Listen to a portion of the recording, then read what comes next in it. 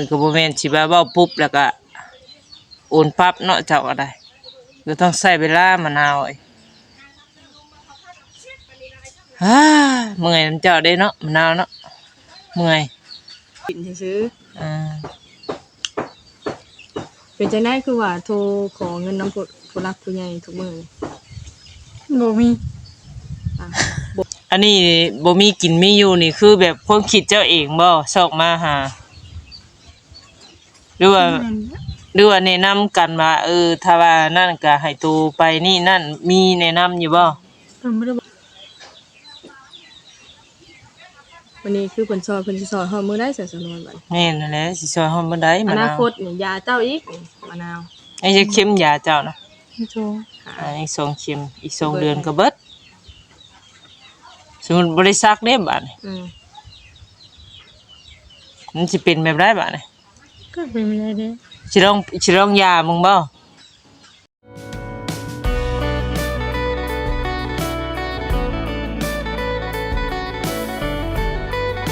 สบายดีและสวัสดีเด้อเพื่อนพี่น้อง FC ปาดุงบัดสุขทุกคนนะตอนนี้ก็ทางสนวนก็อยู่เพื่อนทางสาวมกเนาะมะนาวเพิ่นมาหาทางสาวมกพี่น้องก็เรื่องว่าผู้รักผู้ใหญ่ว่าซั่นเนาะตามที่เราเว้าหั่นแหละจังใดทางมะนาวเพิ่นสิได้รับข่าวดีบ่หรือข่าวบ่ดีเนาะพี่น้องเนาะทางสาวมกว่ามาว่ามาคุยนำกันว่าซั่นเรื่องมะนาวเนาะแล้วก็คือว่าเนี่ยพากันแนะนำหั่นแหละพี่น้องเนาะจังใดก็บ่ได้ย้ายกันห่างเข้าไปหาทางมะนาวเลยเนาะสบายดีทางมะนาวพบเจอกับมะนาวเลยพี่น้องเนาะมันยังเป็นจังไดมาจังไดเนี่ยมาฮอดพี่อีกแหละเอาได้ยินว่าพ่อใหญ่นั่นว่าสิพาเงินมาให้ผู้ใดพ่อฮักผู้ใดบ่ฮักกันพาทั้งตัวเนี่ยโทรไปขอเพิ่นบ่นี่เอาเปิดคลิปมาก็เข้าเรื่องเลยเนาะอันที่สาเหตุขึ้นมาพี่นั่นโทรขอเงินนำเพิ่นแล้วเพิ่นเอาเพิ่นสิเอาเงินให้เพิ่นว่าสิโอนมาทั้งโตก็เลยขึ้นมาหากันมื้อนี้แบบล้วนด้วยนะขอกระเปะอยู่โทรมาหาข่อยมื้อเช้านี้ว่าอยู่เฮือนบ่เพราะว่าสิไปเวียกข่อยว่าซั่นนะไม่บัดนี้เขาลบเกือหมดอยู่น่ะข้องข่อยบัดนี้บ่เจออยู่บ่ยินเทเลอร์อยู่บ่ยังไปบ้านกระเป๋าเป้ไว้มาแต่ทั้งใดว่าหาก็ว่างชายกันไปบ่ได้โดนบันไดได้เพราะว่าข่อยสิไปเวียกมาไว้อยู่ดีชะดอกมะนาวเนาะเขาเบิ่งนี่ตอนโทรหาอยู่ไสตอนโทรหาอยู่เฮือนแม่นบ่อยู่เฮือนขี่รถเดียวเด้อขี่รถไทยแล้วเอ้ยเพิ่นนี่นะว่าขี่รถไว้เด้อเขาข่อยสิไปเวียกบ่ได้อยู่เฮือนว่าข่อยก็ลงไปเกลือหมูก่อนข่อยว่างกับเพิ่นเขาก็ลงไปเกลือหมูยังบ่ได้แล้วสักขวดขี้ยังบ่ได้หลอนเนาะมาวันนี้อยู่หน้าข้ออยู่ข้องหมูข่อยโอ้ยอย่าปากมันยังเด้นะกะไรซื้ออื่นน้ำแม่หัวบ่อันสาเหตุนี่หั่นที่ขึ้นมาหาข่อยรอบนี้หั่นอันทางผู้ใหญ่เพิ่นเอาเพิ่นสิฝากเงินมานำข่อยบ่โนลูกไปเถียงตู้ถามเนาะทางสมุกเพิ่นโทรหาเนาะบ่ามาบ่า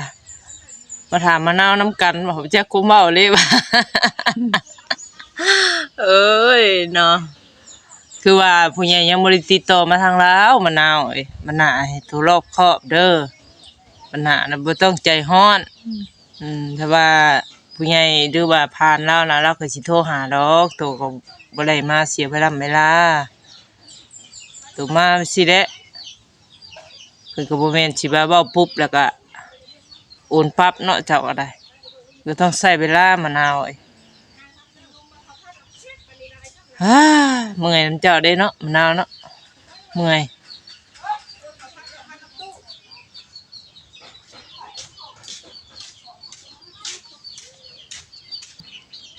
เอาวันนี้เพิ่นเอาเพิ่นฝากเงินมาให้ทางข่อยไว้นี่บ่เพิ่นบอกเพิ่นว่าสิพามาทั้งโตสิฝากยังบ่แน่ใจแล้วว่าฝากหรือบ่หรือว่าแนวใดนะแต่ว่าเพิ่นสิฝากโทรเช้านี่ก็สาวมุกก็บ่ได้ถามว่านี่นั่นก็ได้ขอยถามว่ามีเวียกบ่เพิ่นเอามาดิดนี่ได้บ่เอาแม่นบ่ข่อยว่าดิดมีเวียกจักว่ะ มีอยู่เพิ่นน่ะ อ่า พอหักว่าสิพาเงินมาให้ทางโตเพิ่นน่ะ เออ ขอว่าสิ แต่จะบอกว่ายังบ่ได้มี ข่อยน่ะยังว่าท่านอันนั้นข่อยบ่ฮู้นะ อ่า บ่ว่าเพิ่นขึ้นมาหยังนี่แหล้ว อ่า เพิ่นก็บ่ได้โทรบอกเด้ว่าอันสิขึ้นมาเดือนนั้นเดือนนี้นะมีแต่ว่ามาดินซื่อ อ่า ๆเป็นจังได๋คือว่าโทรขอเงินนำผู้รักผู้ใหญ่ทุกมื้อนี่ บ่มี อ่ะบ่มีบัดสิท่าแบมือขอนำเพิ่นตลอดแบบที่บ่ซะ ขอลำเทื่ออย่างเงี้ย บ่แม่นแหละขอน้ำเทื่อยามเพิ่นซอยเพิ่นก็ซอยอยู่เนาะแม่นบ่สาวนวลเจ้าอ่ะ อืม บัดยามเพิ่นบ่ซอยบัดสิไปขอเพิ่นสิบ่ซะ แต่ว่าขอนี่มันก็เป็นสิ่งบ่งามปานใด แม่น เฮาขอเพิ่น เพิ่นก็เบิ่งอยู่คลิปเวลาทำคลิปลงแม่นบ่อันยามเพิ่นซอยเพิ่นก็ซอยได้น้องอันนั้นมะนาวเอ้ย แล้วเราก็มืดมิดคือว่าแหละมั่วตัว คน ไป เฮา เบิด นี่เนาะอ่าต่างคนก็ต่างมีภาระเฮาสิท่าแบมือขอผู้นั้นผู้นี้ตลอดบ่ได้ตัวเองเว้าก็ต้องฮู้จักทำมาหากิน สมมุติว่าเพิ่นบ่ให้ได้สังถ้าบ่มื้อหนึงบ่มีผู้ใหญ่ได้ตัวสิเฮ็ดได้ซะบัด บ่ให้ก็เว้า อาจสิกินใช้ซะบัด บ่ให้ก็บ่เอาแบบว่าเราขอไปซื้อนะประมาณ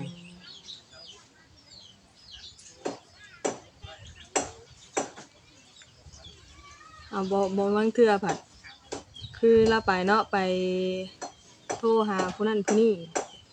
ในกลุ่มเองเห็นอยู่มีจักมีเพิ่นผู้ใหญ่อีกคนหนึงอยู่นะฮะตัวโทรเข้าตลอดแต่เองก็บ่ค่อยได้รับเพราะเองบ่ว่างแต่ลาเองจะมาเห็นสายที่ว่าแบบเวลาโทรแล้วแบบสายบ่ได้รับแบบตั้งสิโทรขอเพิ่นนี่บ่หรือแบบใด แต่งตัวขออย่างเงี้ย อืมลองเบิ่งจังซี่บ่ ขอลองเบิ่งคนใหม่แล้วก็ยะ อืมสมมุติว่าเพิ่นบ่ให้เด้ ใหม่แล้วก็ยะ บ่เสียความรู้สึกบ่ บ่ ใครอยู่ซะจำว่าโอ้ยว่าน้อยมุกน้อยใจอีกแล้ว อืมข้าวกินเบิดแล้วบ่คือว่าโทรขอฮอดผู้ใหญ่บัด เบิดเลย ตั้งแต่ซุมเจ้าตักให้เอาเบิดได้เราก็ได้ เบิดแล้วเฮาก็ต้องกระตือรือร้นในสาวนวลเลย แม่นนะ ไปสิไปซอยเจ้าตลอดแม่นบ่ล่ะยามเพิ่นซอยเพิ่นก็ซอยอยู่เหมือนเสียเพิ่นบ่ซอย ผัวเราก็น่าจะ บัด ไป นี้คือในเฮือนนี่มันบ่มีเด็กน้อยได้แม่นบ่ อ่า น้องเจ้าก็อายุฮอดแล้วบ่20กว่าแล้วเท่าเตอเนาะ ใจจะส่งที่บ่ 20ปลายแล้ว 20 ปี แม่ อืม ผัวเจ้านี่มีแต่คนผู้ใหญ่เบิดแล้วแม่นบ่ แม่น กันกระตือรือร้นซอย หนึ่ กั ง น หา ทำมา ทางห หา นึ่ง กิน เนาะ นี่ข้อยว่ามันก็พอได้กินอยู่ซ้ำข้าวน้ำซ้ำปลาเนาะแต่ว่าในนั้นสาวนวล อืม เนาะคัน อัน ว่า นี้ ซอ คื ย อ กัน ไข่ ทำ แบ มา บ หากินนี่ มะนาวทางเดียว อันนี้นี่น้องแต่ผัวแต่หยังเจ้าก็สิอาศัยแต่น้ำเจ้าไปหาเลาะขอไปซี่บ่ซะ แล้วเพิ่นบ่ไปเพิ่นบ่ไปกัน สิให้คอก็คือว่าแล้วล่ะก็อยากอายแล้วเนาะไผสิกล้าคนมือไม้ตีนครบไปหาขอข้าวขอน้ำกินเราต้องรู้จักทำมาหากินคือกันว่านะเราต้องกระตือรือร้นลูกเต้าก็บ่มีแต่ผู้ใหญ่เบิดเลยไปหากับบ่ยากบ่ซ่าเนาะแต่ว่าบ่ซัสนวนมันต้องซอยกันสิถ่ากินแต่น้ำผู้หนึงผู้เดียวมันก็บ่ได้ อันนี้บ่มีกินมีอยู่นี่คือแบบความคิดเจ้าเองบ่ชอกมาหาหรือว่า หรือว่าแนะนำกันว่าถ้าว่านั่นก็ให้ตูไปนี่นั่นมีแนะนำอยู่บ่ เพิ่นบ่ได้บอกเนาะ อย่ามาปรึกษากันเนาะ อันขึ้นมาพี่นี่ฮู้อยู่บ่ซะพ่อแม่ อยู่บอกมันอยู่ อืม แล้วเวลาขอเงินนำผู้ใหญ่หยังสิเด้ค่ะ เพิ่นก็ฮู้อยู่ ถ้าตัวเป็นคนเว้าเอง แม่น อืม ยันว่าเว้ากันกับลูกกับผัวกับแม่กับหยังลองโทรขอเพิ่นดูนั่นนี่เนาะ เพิ่นบ่ได้บอก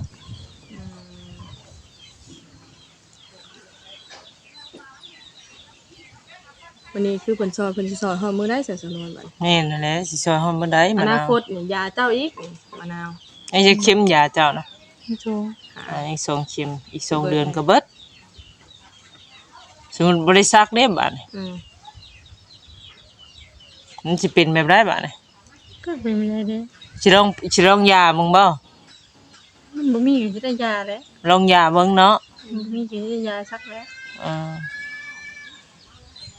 มีเจ้าหั่นแหละแบบยาก็ต้อง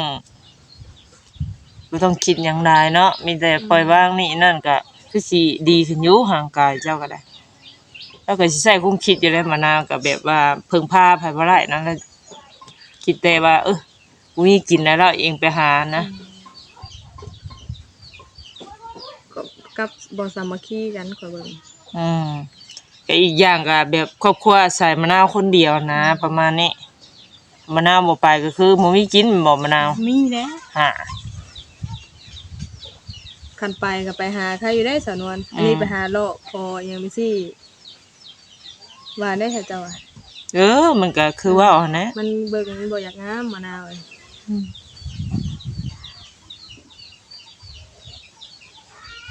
เบิดเดยวร้านนาวก็ได้จักสิบาทได้ไรใส่ผัวก็พอสำนักใส่น้องใส่แม่ก็พอสำนักมันบ่มีทางออกทางเข้าคิดว่าจำเป็นนะในตัวเราเอง คนที่เสียก็เสียเจ้าพี่แล้วเนาะ มะนาวเอง วันนี้เพิ่นก็สิเบิ่งภาพมุมมองที่ว่าทางครอบครัวเจ้าสิชาติบ่พากันเซาะทำมาหากินเพิ่นก็เว้าแบบนี้ไปหาของป่าของหยังคือกันเว้านั้นบ่มีบ่ไปอยู่บ่ บ่มีไปบ้านนี่ก็ กุจิโรจีนายน่ะ โตก็ได้เช้า30นี่นี่ว่าสิได้หลาย ตามโคกตามป่าใหญ่ฉันคือสิมีหลายแท้น่ะคันกันไปหาพูดแถวนี้ยังไปบ่พอฮอด 2-3 ชั่วโมงยังได้ 7-80คันผู้เดียวพูดน่ะ คนพูดหลายแล้วทั้งนั้นมึงบ่ได้ ถ้าแล้วเขามึงดูสลอนเท่านี้ นั่นแหละผมรอน ใบอยู่บ่ ไปอย่าพาไป ไหวอยู่บ่เลย ไว้ โหเอากินก็ข่อยอยู่ได้ อืม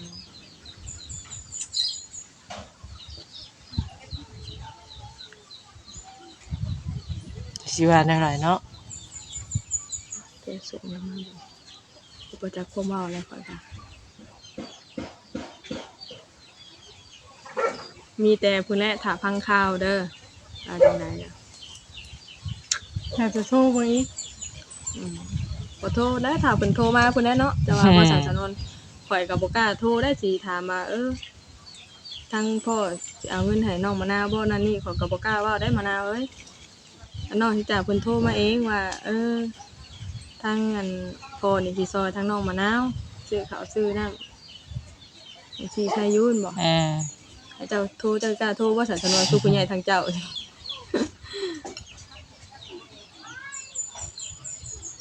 หาเพิ่นเอาเพิ่นสิให้บ่ แม่นเพิ่นว่าอยู่ ให้ก็บ่แม่นว่าเว้าปุ๊บเอาปั๊บเนาะมันก็คือว่าแหน่ต้องใช้เวลามะนาว แล้วก็พังไปเท่าได้คุณแน่จังว่าได้เนาะ แล้วเพิ่นก็ติดธุระเนาะเงินคำมันก็หลาย คือเพิ่น หมุนเวียนได้ รายได้ใช้ได้จ่ายได้เพิ่นเงินภาระหลายคันบ่ว่าแต่กับไผแล้วคันบ่จำเป็นนี่ฮอดบ่อยากให้โทรรบกวนเพิ่นพุ่นแหละเนาะคันว่าโทรเรื่องขอเรื่องหยังนะมะนาวเป็นหยังเฮาขอเรื่อยเฮาได้แล้วเฮาสิสิ้นโตได้บัดจะขอนำผู้นี้ก็ไปขอนำผู้นั้นมื้อนี้กลายเป็นว่าเฮานี่มันเคยการขอแล้วมันใจมันก็ใจมันบ่อยากสู้เอาเพิ่นเฮ็ดเวียกเฮ็ดงานกะ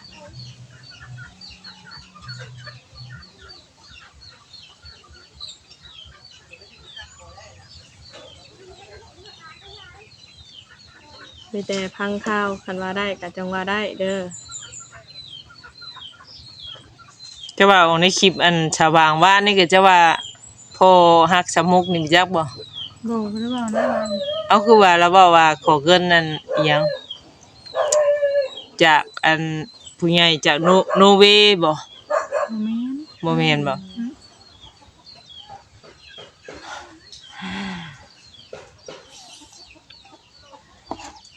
จะบ่ได้เว้าเนาะวานนี่บ่ได้เว้า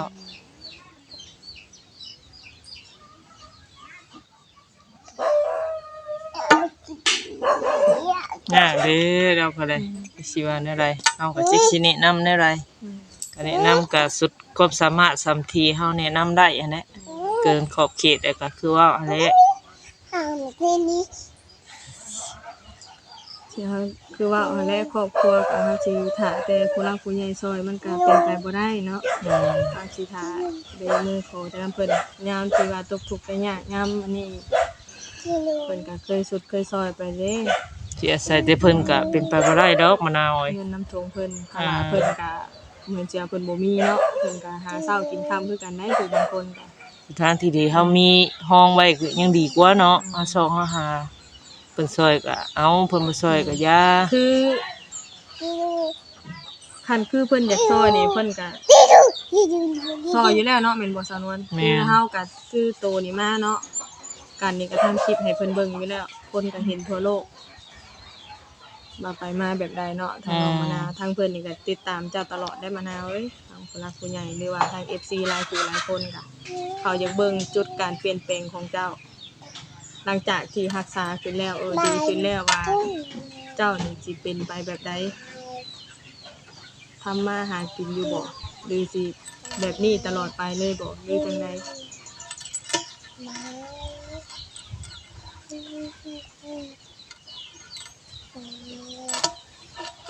โอ้เลาะมื้อนั้นก็เห็นข่อยก็เห็นแต่คลิปเนาะช่องชาวบุญ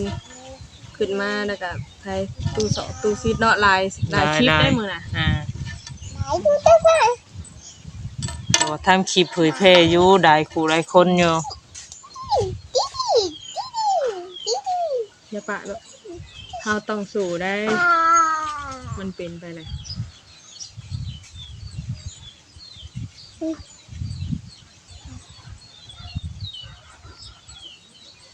เฮ็ดได้บาดนี้สิแก้ไขได้ไดสมมุติว่าผู้หลักผู้ใหญ่เพิ่นบ่ซอยเด้มะนาว บ่ใช่ก็บ่ใช่ บัดข้าวน้ำสิกินใช่จ้ะบัด บ่มีแหละ พากันอด ใช่ไหม น้ำญาติพี่น้องได้ไปหายืมหากู้ก่อนก็บ่ได้บ่3 ฮอดยามเกี่ยว กูเดี๋ยวเพิ่นมาเพิ่นให้กินน้ำสอกน้ำในเนี่ย ก็ยังดีได้เพิ่นแก้ไขสำนั้นก็ได้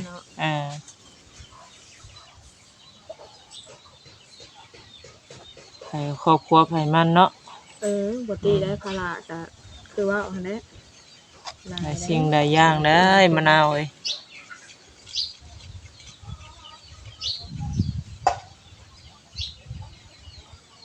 ก็คือสะนวนนี่นะก็นักนี่นะก็ จักสิหาเงินเลี้ยงลูกเลี้ยงเต้าซื้อข้าว เนาะ ซื้อ ข่อยก็ซื้อข้าวกินคือกันข่อยก็แต่เฮาก็สู้อันนี้คือว่าแน่เนาะบ่มีไผซอยเฮาอยู่แล้วนะไผสิฮู้เนาะอนาคตมันเป็นแบบใดนี่นั่นเฮาสิไปใส่แต่คนอื่นมันก็เป็นไปบ่ได้ต้องบืนด้วยตัวเองเจ้าหายิ่งมีมันยิ่งดีได้บัดนี้เนาะอนาคตเจ้าบ่แม่นว่าเบิดจังหาบ่ได้บ่ทันกินทันอยู่อ่ะนะ คือเพิ่นสมมุติว่าได้รับการช่วยเหลือมาแล้ว1กระสอบนี่ต้องพากันทำมาหากินซอยไว้เนิ่นโดยสมมุติตัวนี้เบิดก็พอได้หาเอาเงินตัวนี้มาซื้อเนาะสำรองไว้นี่สิถ้ามันเบิดมันเคาะเหลือเขาแล้วมาแบน2แบนแล้วไปหาคอไปฟรีมันบ่ได้ ถ้ามันเบิดเฮาไปหามันก็บ่ได้มะนาวเอ้ยเดี๋ยวนี้แล้ว มันเสี่ยงไหนคือว่าแหนะมันบ่ทันกินทันอยู่มีข้าวนี่โอ้ยอยู่ยากคือหยังนี่นอนก็บ่หลับเลยบ่ได้กินข้าวแล้วมานี่ยังบ่ได้กินข้าวได้แล้วบ่ตั้งละอดบ่ได้ว่าแนวใดว่ามะนาว บ่ หนึ่งดูเขา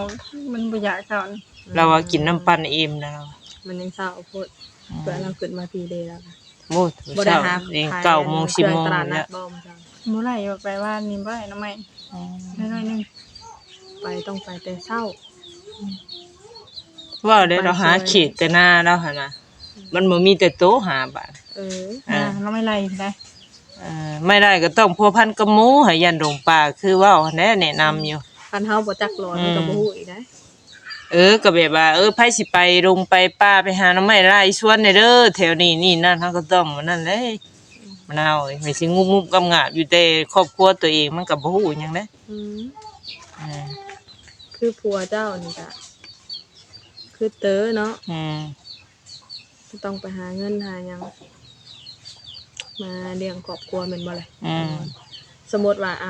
คันบ่แบบว่าถึงอนาคตเนาะผัวเจ้านี่กับเต๋อนี่ไปหาเงินให้เจ้าซากับแม่นี่อยู่เรือน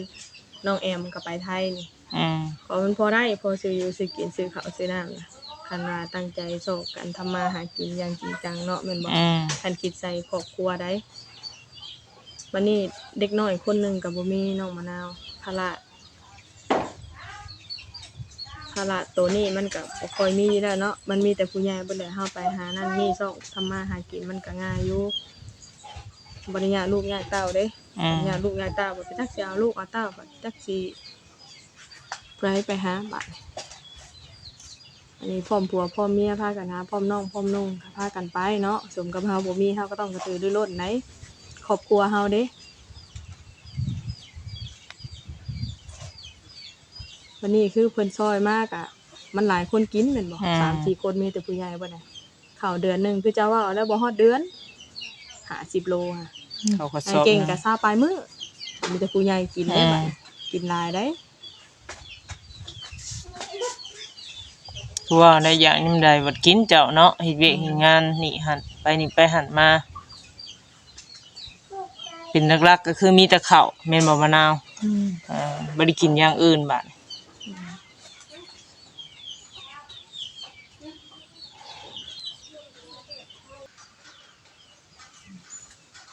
วันนี้มีการวางแผนกันอยู่บ่หลังจากแล้วเขาวแล้วน้ำยามเกี่ยวของเกี่ยวข้าวจังซี่ใดๆต่อไป เพราะว่าบ่อนทุกคำท่านเอาคนงานก็สิให้เราไป สิให้ผัวไปไทย แม่น อ่ะสรุปได้สิให้ผัวไปทางใดสิให้อยู่ลาวหรือสิไปไทย กันว่า มัน มัน อยู่ ยาก ลาว นะ มีงานก็ไปลาว อืม ทำอยู่ไทยนั่นก็ต้อง ต้อง มี มี เงิ เงิ น น เขา เอาได้เนาะ คือจะหาอะไรก็ไป ยาม ลาว บ่แม่นยามเกี่ยวข้าวนี่ซอก อยู่ไทยน่ะจะไปได้อยู่สัวข้าวล่ำเดือนบัดเจ้าสิอยู่ต่อมันอยู่บ่ได้แล้วมะนาวบัดมาถูกจับอีกได้บัตรจะเบิดอายุค่ะสำคัญเลยตัวนี้ก็ได้ อืม หาเบิ่งอยู่ลาวก็หา อืม อยู่ลาวก็ไปลาว ก่อนสิไปใส่นะให้เจ้าปรึกษาหารือกันให้ดีคิดดีๆไตร่ตรองให้ดีวางแผนเนาะ แม่น แม่นอยู่จะไปวิทย์จากประเทศเจ้าบัดนั่นเด้เนาะบัดเบอร์เจ้าเด้ซะ อืม เบิดอายุบัดข้ามมาบัดยากอีกเบิดอายุเด้ยากได้โอ้ยข่อยอันได้ยินอันบานาเว้าหรือว่าไปด้วยตัวเองแม่นี่ด้อนเด้ด้อนไปเรื่อยๆคอเขาเรื่อยๆนี่มันก็เมื่อยได้มะนาวเว้ย เมื่อยแล้ว อืม วันนี้จักหมู่สิเบิ่งเฮาแบบใดแล้วบัดแม่นบ่ล่ะ อืมจักสิหาฮอดมื้อใดไปแบบนี้หั่นนะ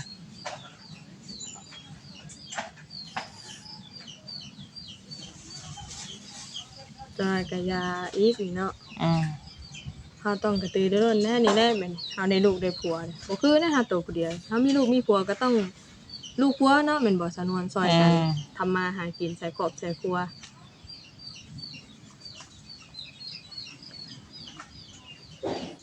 มันมีบัดแฮงภาระเพิ่มอีกนะเราก็ได้ ให้เพิ่มเติมนะ เพิ่มอีกแม่นบ่มะนาวจะว่าภาระเพิ่มบ่จะคิดอยู่บ่ว่าอันผัวมาเป็นภาระเพิ่มฮะ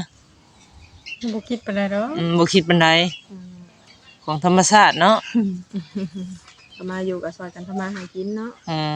โยแบบว่าได้ผัวก็ซ้ำบ่มีผัวนะแม่นแบบว่า กูคือได้ไปขอเขาดิ้นรนนี่นั่นคือเก่าหั่นนะ เพิ่นเป็นผู้เดียวดิ้นรนอยู่เก่าเนาะ จะบ่ได้คิดบ่จุดนี้นะ ก็คิดอยู่ คิดก็ได้แต่คิด น่าจะคิดแล้ว เคยอย่าบอกเคยนอนร่วมกันเฮ้ยเฮาสิหาหยังกินมื้ออื่นสิไปไสหาเหตุการณ์ ก็ ฮ็ด เค งาน ยอยู่ แต่ก็บ่ได้ไปไสบ่ มันยังบ่ได้ไปไสบ่มีเงินค่ารถไปนี่แล้ว บัดยามมีเงินค่ารถไปก็บ่สุเวียกบัดเห็นบ่คือกันเว้าหันแน่ช่วงหนึงน่ะให้เงินจ้างค่ารถค่าเรือไปมันบอกว่าให้อดเอาไปน่ะมันบ่สบายอยู่แล้วไปเหตุการณ์เหตุงานเฮาเป็นลูกจ้างเพิ่นแม่นบ่สบายถึงบ่อนบ่ดีก็คือเว้าหันแหล้ว เสี่ยงแล้วเนาะ แต่เฮาก็ต้องอดสู้เพราะว่าหยังเพราะว่าเฮานี่บ่มีอดสู้เอาเพื่อความอยู่รอดครอบครัวเฮานี่แหละ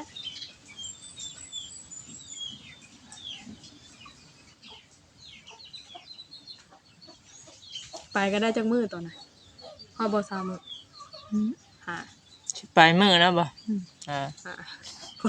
อยยังบ่หลายโพด3มื้อ10ปลายมื้อ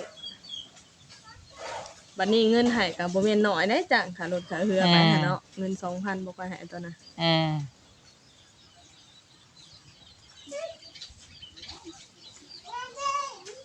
คันซอยกันเลยมาอดคือแม่เจ้านี่ก็เว้าเนาะงานนี่เราว่ามันก็บ่ค่อยหนักปานใดคันคนใจสูงหักงานกาแฟเนาะเฮ็ดน้ำหัวน้ำสวนนั่นแหละเรียกอันนี้เฮ้ยงานอันแบบอิหยังคืองานสวนบ่ งานสวน เนาะมันก็เป็นเสียหญ้าเสียตองเบิ่งเครื่องปลูกของพังเพิ่นหั่นแหละในปัญหาดูแลเนาะเกิดหยังก็ได้พากันเสียกันถอนดกออกเลยดูแลให้เพิ่นเด้ถ้าเฮาสิไปไสคันใจเฮาบ่สู้มันก็คือเก่าสิไปฮอดเมืองไทยเมืองนอกมันก็คือเก่ามานะบ่มีสบายดอกอยู่ไสก็ลำบากเวิดเป็นลูกจ้างก็ทุกข์คือกันเป็นเจ้านายตัวเองก็ทุกข์คือกันได้มะนาวเอ้ยบ่แม่นบ่ทุกข์ได้เป็นเจ้านายตัวเองนี่แฮงทุกข์เนาะสนวนอันใดก็ทุกอย่างเฮ็ดจากบื้นอีหยังก็แฮงอีหยังก็โอ้สิว่าหั่นแหละสู้เฮ็ดไปจับอยากได้บืนนั่นบืนนี่จับนั่นจับนี่มาใส่อยากเฮ็ดอยากได้ได้ซะให้มันคือบ้านคือเมืองนี่ได้50รอดเฮ็ดเอาครอบครัวเฮาเด้อันนี้ยังว่าผัวเมียเนาะลูกน้อยยังบ่มีอันเป็นว่าเกิดผิดพลาดมาแล้วโอ้ยกินอยู่บ่อยาคุมอ่ะชักเอาเบิ่งได้3เดือนซักเทื่อนึงให้ชื่อได้เด้อพลาดมีอันแงขึ้นมาอีกหั่นถ้าเรากินนี่อย่าคิดเลยข่อยว่าผิดพลาดโลดถ้ากินเนาะน้อยโลดเลยเบิ่งคักๆได้วันเดือนปีเด้ซักเอาดีที่สุดเขาบ่อยากคิดสภาพเดือนนี้นะเดือนซักทำไมซักวันที่ยังเพิ่นให้ซักตัว13สิมันกายแล้วนี่มันที่18ได้มั้ยแล้วนี่นั่น18ได้มื้อนี้ได้13มันก็10เท่าไหร่ลืมเลยไปจดให้อยู่มันเฮียได้จดให้อยู่มันเฮียได้อ้าวแล้วมีแต่ฐานน่ะจรอจะมาพู้นแล้วซะถ้ามันเบิดเรียบร้อยบ่ให้ลูกผัวต้องโอ้ยเนาะสิว่าแนวใดนี่เจ้าชุดเดือดและชุดหยังแบบประจำเดือนถ้าชุดได้ก็เฮาก็ไปซักเฮาบ่ได้เป็นประจำเดือนเป็นที่ปลายเดือนเด้บ่ได้เป็นซักยาคุมเด้ซักยาคุมเนาะก็บ่เป็นแล้วยาปวดพยาธินี่ก็บ่ได้เป็นโอ้แห้งบ่เอาบ่แห้งซักเฮ็ดหยังซะมันก็สิอยู่บ่เฮ้ยบ่เป็นค่ะโยกกันไว้แน่บ่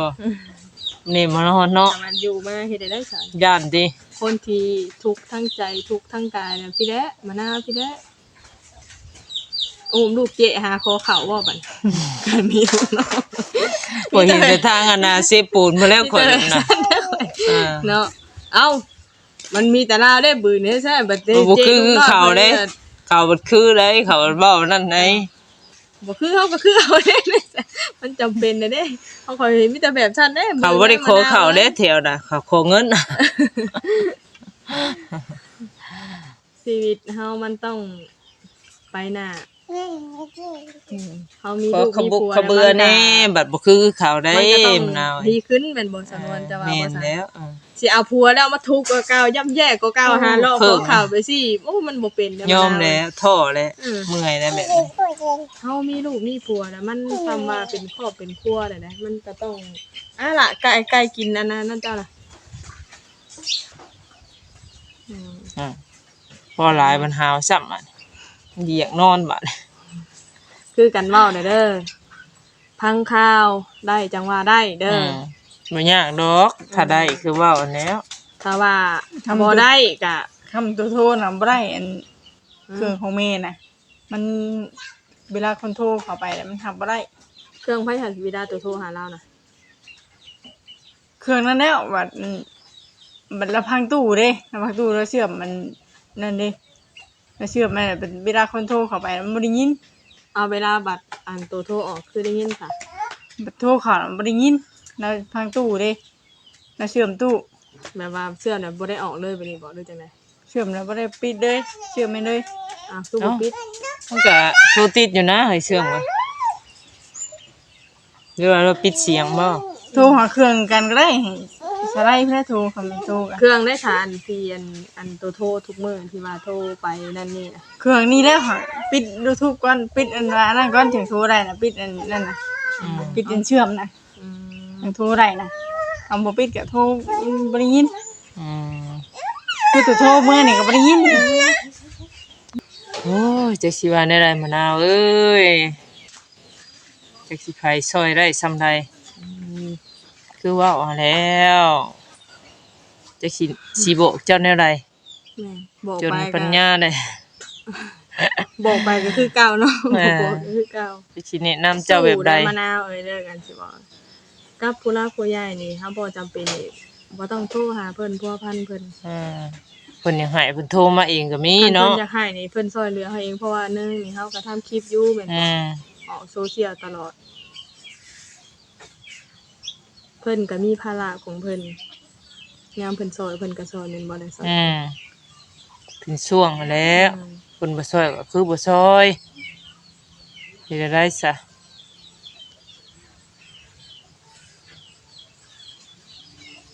มีแต่เฮานี่แหละกระตือรือร้นเอาเองครอบครัวเฮาลูกผัวก็มีแหละน้องนุ่งพ่อแม่ก็พากันไปมีแต่ผู้รักผู้ใหญ่ซอยกันทำมาหากินซื้อข้าวซื้อน้ำหา2-3 คนหา3-4 คนหาสิบ่ได้บ่ อืม ได้เฮ็ดหยังสัตว์แต่ละมื้ออยู่เฮือนน่ะ ไปหน้าเนี่ย อยู่แต่หน้าบ่ผักหญ้าหน้าหุ่นก็บ่ได้ปลูกไว้บ่ ปลูกบ่ได้กิน อืม มันบ่มีน้ำมุงมันเลย อืม ปลูกผักมันเปื่อยแล้ว เปิดได้หน้าผลว่า เป็นตุ๊ก ผ่าสลอกสะแลนได้คือว่าตัวซิดซื้อไปอยู่ ชื่อเอาเลี้ยงมันน้ำมุง นะ เฮ็ดเอาแล้ว จะ เนาะ เอาไว้เฮ็ดหยังอ่ะ เฮานี่แหละเฮ็ดเองเฮา อ่า แนวใดมันบ่มีบ่พ่อก็หามาใช้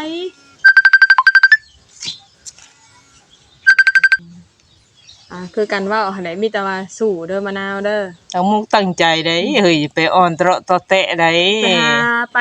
เลาะกลางบ้านหาดหญ้าหาคอไปซี่มันบ่ได้เด้อเฮ้ยเนาะมันเฮาลูกผัวเฮาก็มีซอยกันทำมาหากินแล้วอะ ตบนุ่ง มี แล้ว แต่ บัด ว่าพังข่าวเด้อมะนาวเด้อได้ ฟัง ก็จะ ข่าวดีเด้อ เออจักสิข่าวดีข่าวร้ายแล้วก็ โยข่าวดี เออ เอาจังไดก็สู้ๆมะนาวเอ้ยเฮ็ดอะไรบ่จักความสิว่าน้ำเจ้าเนาะมีแต่ว่าตั้งมุกตั้งใจแหละมันยังก็ได้ คือเก่าพี่น้องเอ้ยเว้าไปก็คือเก่ายังคือเก่ามีแต่ว่า ติดตามต่อไปชีวิตมะนาวเป็นอะไรอีก จังว่ากันเนาะมื้อหน้าหาขายเครื่องได้จักตลาดนัดมื้อหน้าฮอดบ่3เทื่อ ชีวิตเราจักสิ 3-4เทื่อบ่ได้ เป็นอะไรต่ออีก อืม บืนนี่ก็ไปอีก ไปไส งานไม่ หาอยู่ไสหาหน่อย ปลูกหัวใช่ อืมไปจักคนไป จองคน กับผัว แม่ น้องเลยจ้ะคือบ่เอาไปน้ำรถน้อง บ่ไป อยู่เฮ็ดหยังอยู่ก็บ่ได้เฮ็ดหยังก็ซอยกันทำมาหากินแล้ว มัน เนาะ คือเมียแบบเขาเกี่ยวหญ้าในมันเบิ่งง่วยเนาะ อืมขายงัวแล้วเป็นหยังงัวจักโตงัวน่ะ ทองตัวนึงขายบัดเบียขายมัน อืม หน่อยโต จำเป็นเนาะเฮ็ดได้ อื ซะ ม สอกมาหาบ่ทันกันโยย่องแล้วเอาปลาไว้ตัวหนึงปลาไว้ออกเมฆใส่พื้น จักโตสองหัวเรา บ่สองตัว FC ว่าขายนะจักโตสองโตหาขายแล้วเป็นหยังว่ามันบ่มีแหละว่ะ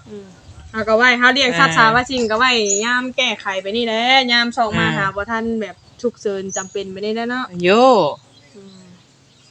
มีงัวก็ขายงัวได้เฮ็ดได้ซะบ่ได้หมุนต่อเฮ็ดได้ กลัวว่าบ่มีหยังแน่นอ เอน อข่อยยังเต็กแล้วมีงัวจักโต ข่อยยังจำว่านายว่ามีงัวเด้อ ก็บ่ได้มีหยังแก้ได้มะนาวเอ้ยข่อย มี นะ 3ตัว บ่มีคือบ่มีเลย เป็นให้ชื่อแล้วบัดโชว์ เอาก็สิประมาณนี้แหละพ่อพี่น้องเอ้ยเนาะ จะพังข่าวไปเนาะได้จังหวะได้มีแต่สิประมาณนี้แหละพี่น้องเนาะ ยิ่งเว้ายิ่งยาวเนาะมะนาว แต่ว่าให้คำแนะนำน้องมะนาวเบื้องต้นหั่นแหละพี่น้องเนาะติดตามต่อไปคือว่าหั่นแหละทางน้องมะนาวเพิ่นสิเป็นจังไดก็บ่ฮู้เนาะ ความคิดเห็นแนวใดจาก FC ก็แนะนำกันเข้ามาเนาะ ไปสำหรับคลิปนี้ก็จบคลิปซำนี้เด้อพี่น้องเด้อเอาสบายดีทั้งมะนาว สบายดีเอาแต่แนะนำแล้วก็ตักเตือนมะนาวเนาะก็เพื่อว่าให้ครอบครัวเพิ่น อยู่รอดแล้วก็มีความคิดความอ่านอีกต่อไปพี่น้องเอ้ยสำหรับเฮาก็จักสิว่าแนวใดเนาะ